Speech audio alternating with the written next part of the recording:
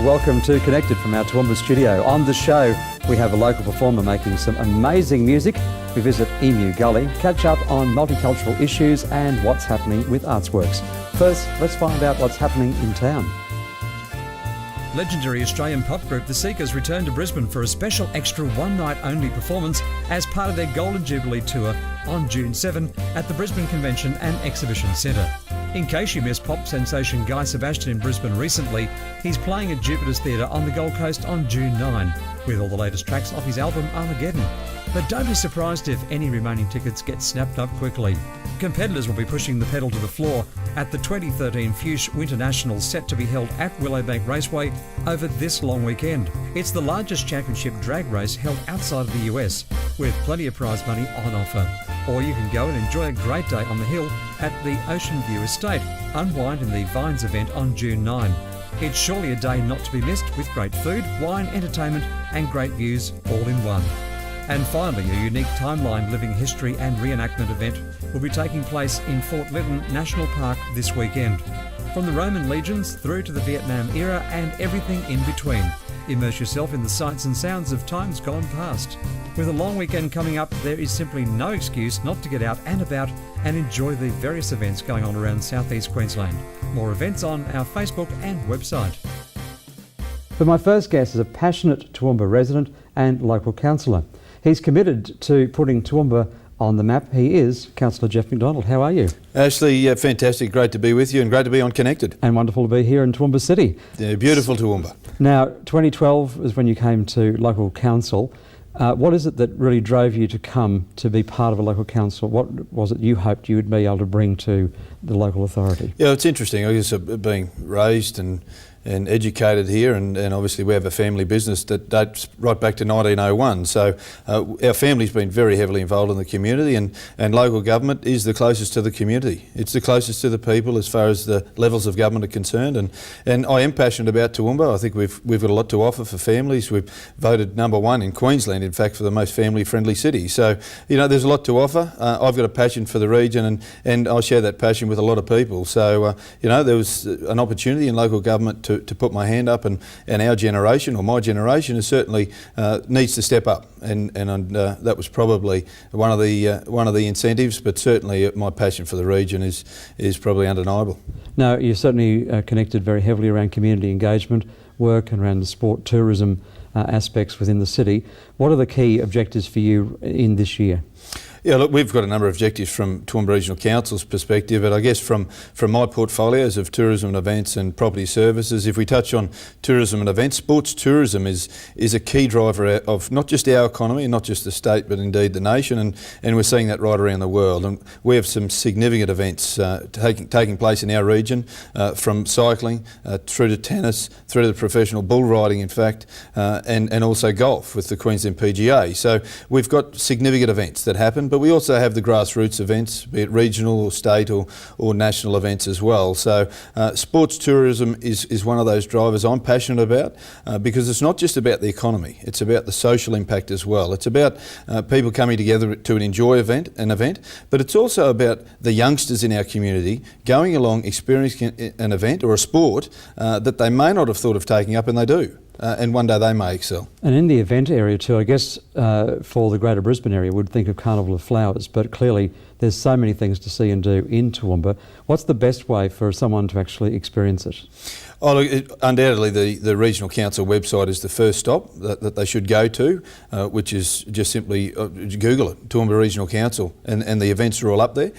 Carnival of Flowers, the third Saturday of the month in September, is always big. So the 21st this year, 21st, Saturday the 21st, with the parade, and in fact the procession for the first time will be held at 3 p.m. in the afternoon. So it'll help all of our southeast Queenslanders from Brisbane travel up the range and experience it in the afternoon. Do you get a number of people who make this city say, like a weekend destination?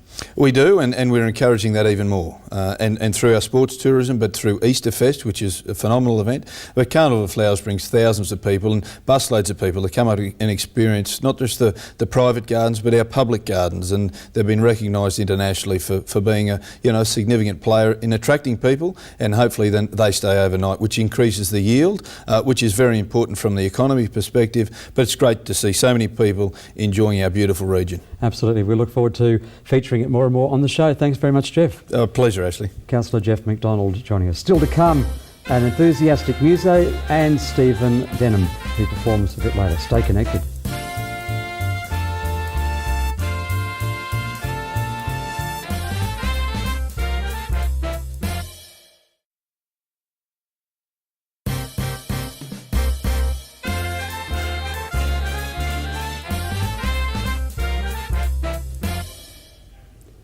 Welcome back. We're all aware of the importance of multiculturalism in this country.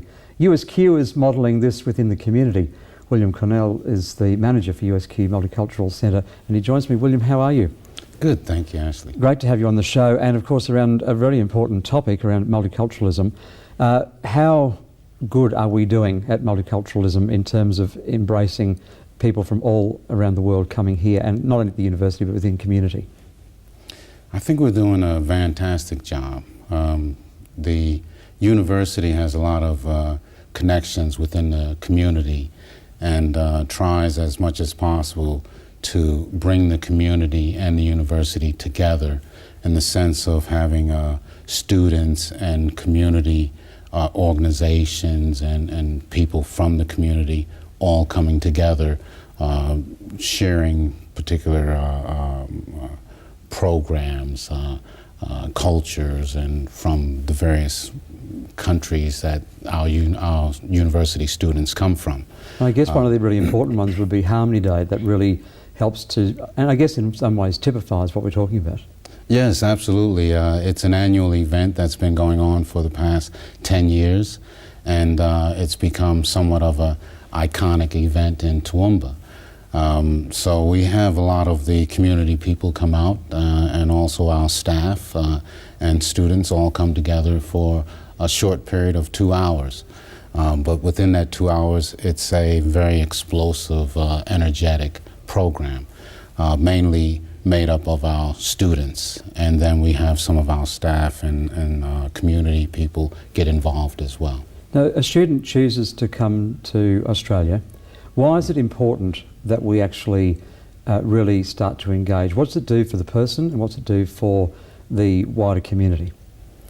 For the individual student, it allows them to have a sense of belonging, because most of the time the students come from their home country and they don't have any family here. And so they can have a feeling of isolation. So in bringing programs and supporting the students by way of multiculturalism, it tends to allow this student to feel a bit more at home. An example of that would be within the Harmony Day program. A student was interviewed and asked, what does Harmony Day do for them? And he says, well, I've been here for 1 month and it feels like home. That's a fantastic And that's exactly example. what we were trying to do. That's wonderful. Well, look, keep up the good work. It's wonderful that someone is paying the attention that you do. We appreciate your time. Thanks very much, William Conwell, who's the manager at USQ Multicultural Centre. Well, a once-a-year show that celebrates the Anzac tradition is a major event known as Emu Gully Land Air Spectacular, with fighter planes, tanks, light horse cavalry and artillery. Some of the famous engagements shown include Gallipoli and El Alamein. The location is at 142 Twydales Road off the Warrego Highway and is easy to access. We went on location and talked to the organiser.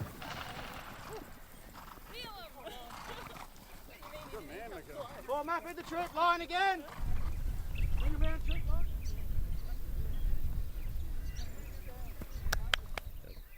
Make it stand, let him settle.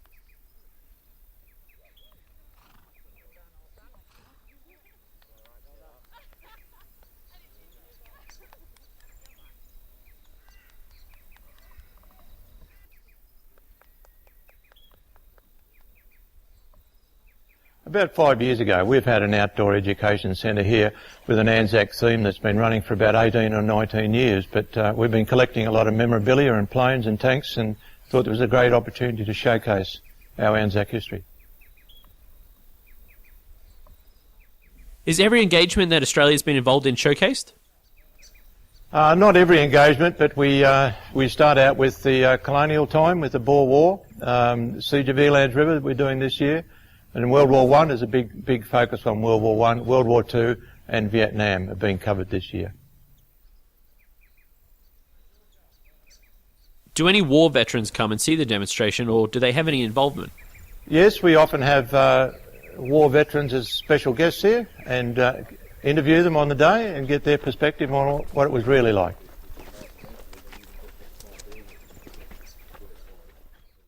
What is it that you find most rewarding about what you do here?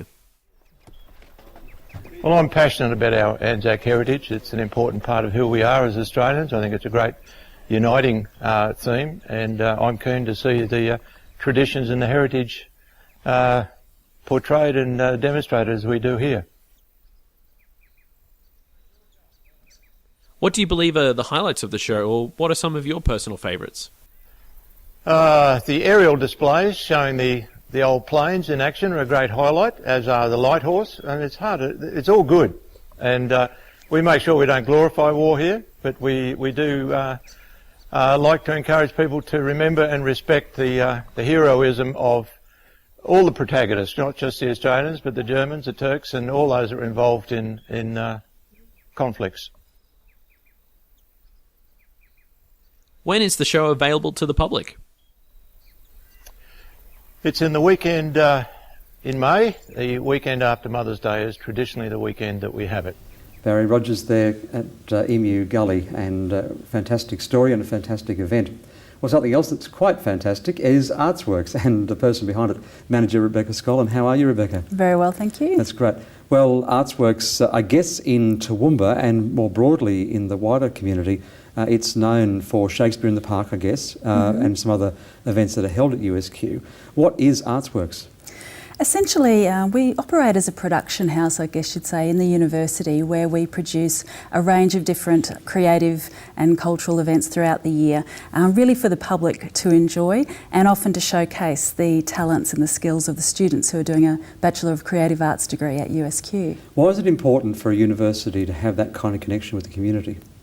I mean, USQ is an important member of the community. We are a part of the community. We have so many people here with expertise and passion that it would be silly not to share it with other people. I think we have a responsibility to help in the cultural enrichment of our community and to just help be a positive player within our community. So this way we're able to engage people from youngest little toddlers right through to the elderly, people from all different walks of life, so that they're able to express themselves and also to enjoy the talents of other people. So how popular are the events that you are holding, firstly with the students themselves and then secondly with the public? Well, Artsworks has been operating now for a number of years, and it is really important with the students' involvement because it means that they have a practice-based education. They're not just learning in the studio or reading books, they're actually creating the work, they're working with guest professionals, they're involved in all of the processes involved with putting on an event, so then they get that feedback as well from the community. So it's a fantastic learning journey for them, really. And I mean, there's such a fantastic track record of the USQ Creative Arts students becoming employed once they leave university because they have that hands-on experience. So that's really important from their perspective, and I guess from the community's perspective, we typically attract around 25,000 people onto the Toowoomba USQ campus each year. Fantastic, isn't it? Yeah, and whether that's to come along to exhibitions or concerts, Shakespeare in the Park, other theatre events, the McGregor School's Twilight series, there's lots of things throughout the year to bring people onto campus, and I think that's important from the university's perspective too, because it demonstrates that we're a friendly, inclusive university and that we'd like to have people come out and visit us. Well, fantastic. We look forward to you being with us each week when we're in the Toowoomba studio to find out more about what's happening with Artsworks and what programs people can enjoy. Thank you. Thanks, Rebecca. Rebecca Scollin, Manager for Artsworks at USQ on the Toowoomba campus, and of course USQ right across at Toowoomba, Springfield and Fraser Coast. We'll take a break, after which we'll be back with some more live entertainment. This is Connected.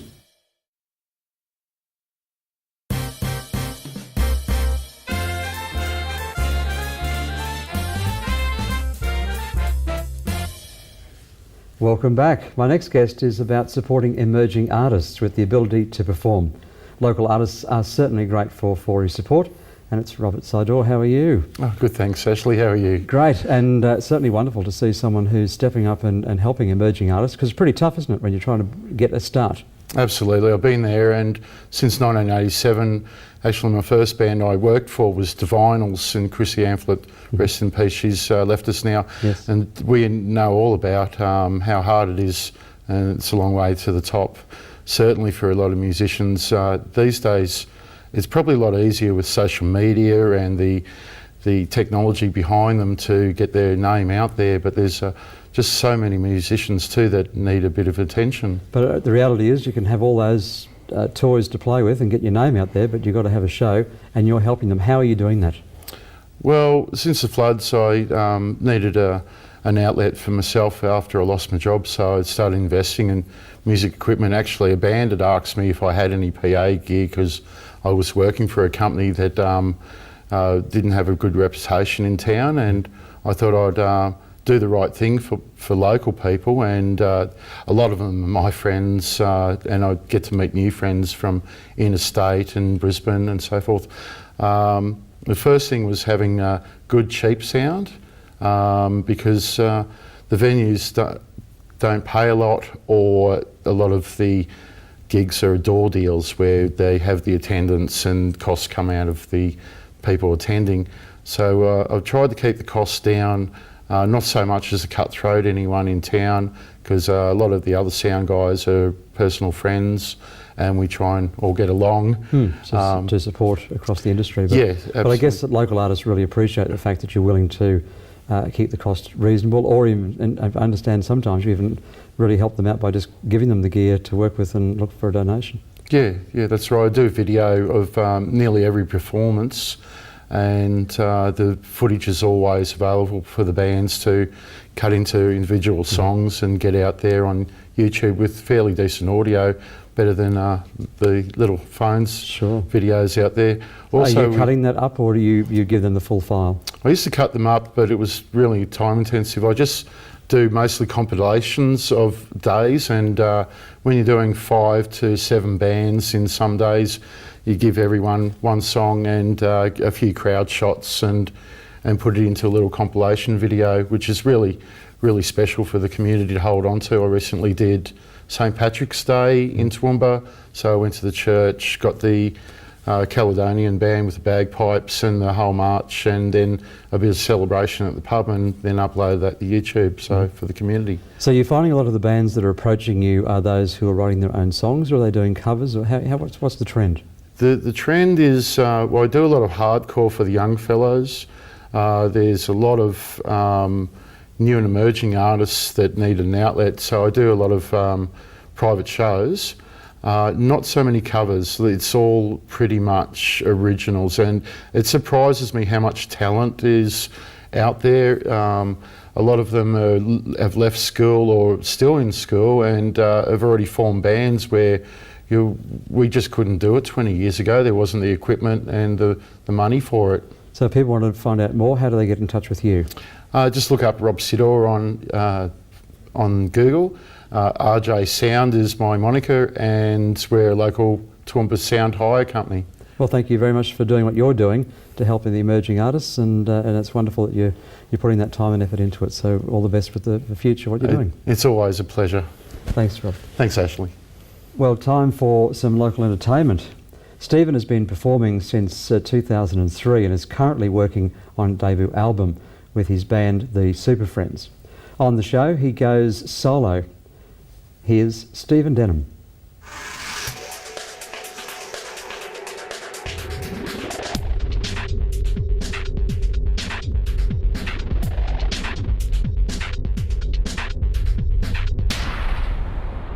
This is called Last Days.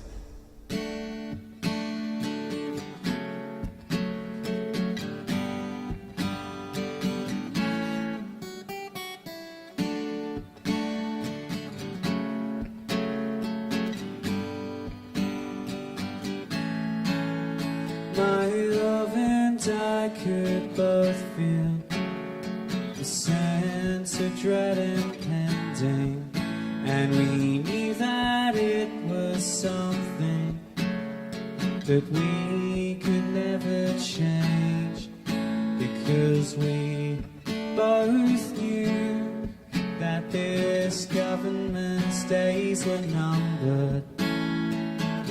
Started counting down to our last days.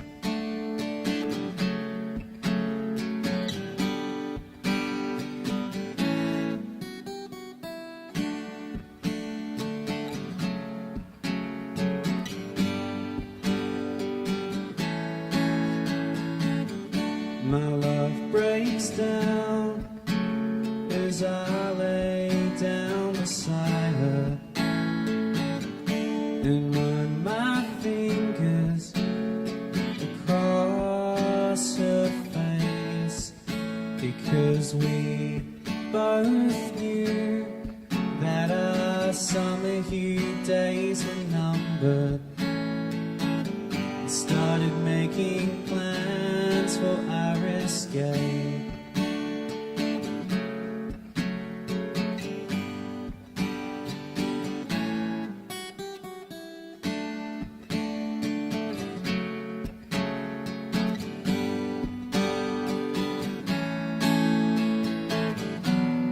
Because we'd rather die than let each other live under tyrants' rule.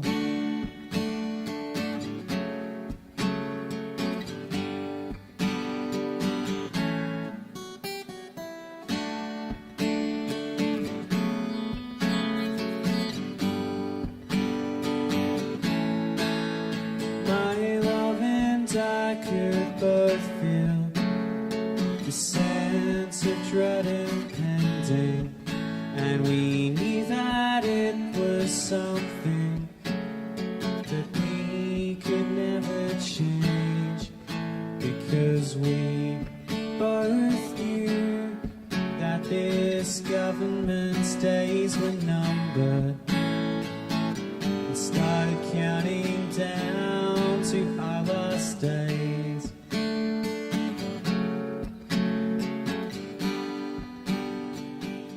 This song's called We Drown Together.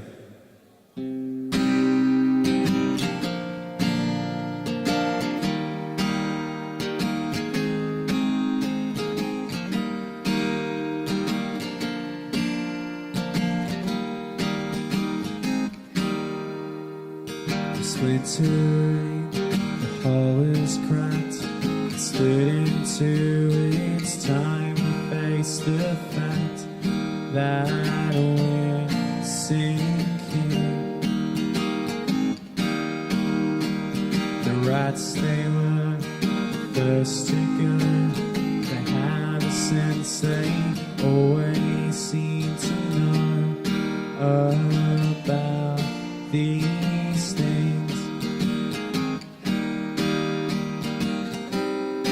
And if we drown, at least we drown together. At least we drown together. Wherever our bodies lay, if mine is next to yours, I'll be okay. I'll be okay. Stephen Denham, their Last Day and We Drown Together. They were the tracks we just heard. And they're from his album, available soon. He also has 2 EPs online at stephendenham.bandcamp.com. Well, thank you to all of our guests on the show. That is all the time we have for on today's program. We look forward to you joining us again same time next week. Don't forget, details and more information about this program is available at connectedtv.com.au. Stay connected.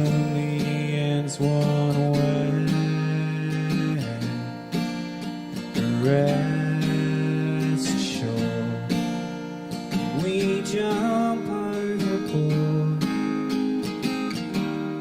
I'll stay with you.